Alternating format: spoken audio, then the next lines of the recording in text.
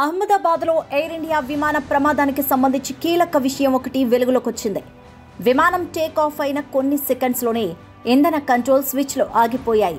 వెంటనే అప్రమత్తమైన పైలట్ వాటిని ఎందుకు ఆఫ్ చేశావంటూ మరో పైలట్ను ప్రశ్నించాడు. దీనికి తాను ఆఫ్ చేయలేదని అతడు బదులిచ్చాడు.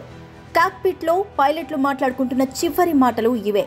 ఆ తర్వాత పైలట్స్ నుంచి మేడే కాల్ వచ్చిందని విమాన ప్రమాదంపై దర్యాప్తు జరిపిన aircraft accident investigating bureau AAIB పేర్కొంది. ఈ మేరకు ప్రాథమిక నివేదికను విడుదల చేసింది.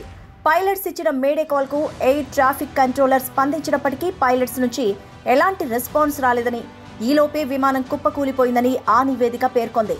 ప్రమాదానికి సంబంధించిన ఫోటోస్, వీడియోస్ పరిశీలన పూర్తి చేసినట్టు తెలిపింది.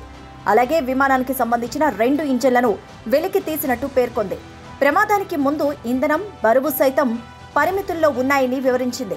అలాగే విమానంలో ప్రమాదకర వస్తువులు ఏమీ లేవని ఏఏఐబీ తన నివేదికలో వెల్లడించింది.